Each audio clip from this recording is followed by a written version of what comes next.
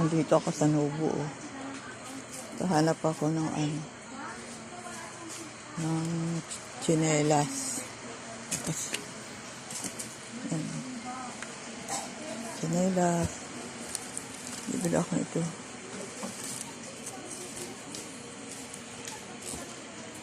Magkano kaya ito?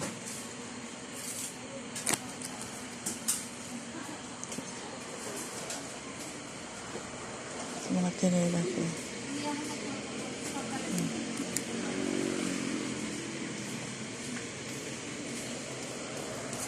Kabuo na ng Nobu. Ang dami nila tinda.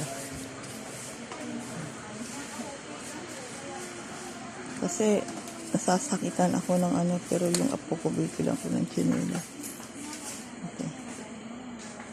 140. Ganito tsinelas yan, kaya lang maluma na. Ayan. Pakita ko sa iyo yung loob ng Nobu. Walang gaano tao kasi maaga pa.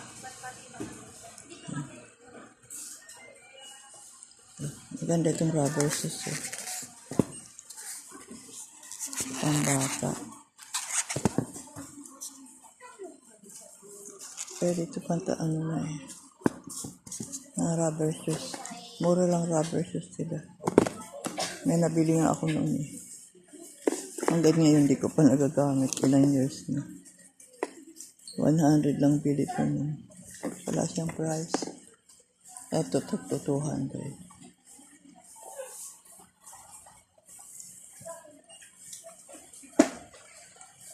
Ikot lang ako dito. Kung ano mabili ko, maghanap ako ng tabo para sa para sa halaman ko.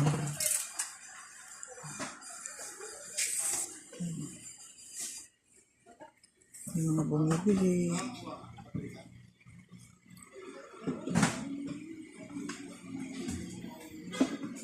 So, mga container.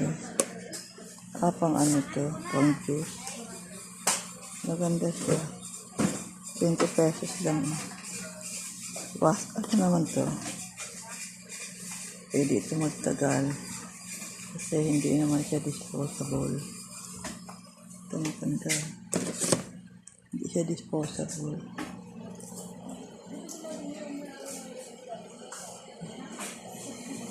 Ito yung kanilang mga flowers.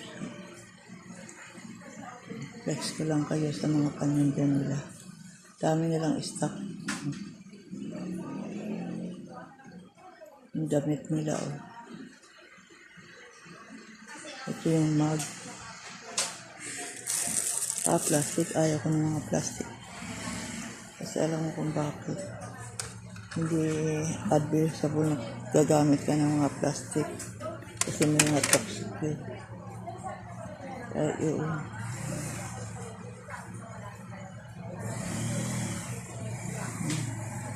Meron na rin namimiling dito.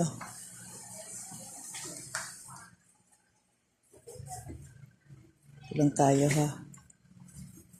Ikot lang tayo dito. Ito yung meron silang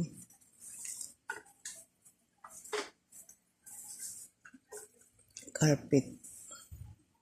Pang to pang center table. Pang center yung carpet nila. Pero magaganda design. Yung mga damit nila, oh. Ang cute, oh. Pang infant. Medyas ng pang infant, oh. Ang cute. 40 pesos. 60. Magaganda ng mga pambata. Pambata.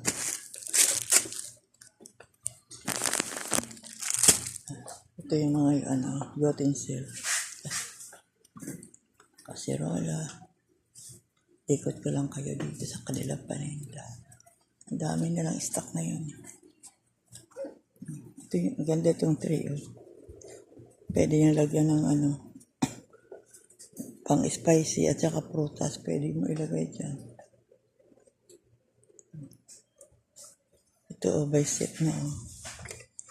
glass. 130 isang set siguro to. Maganda. Okay, dito nagtatapos ang aking vlog. Bye-bye.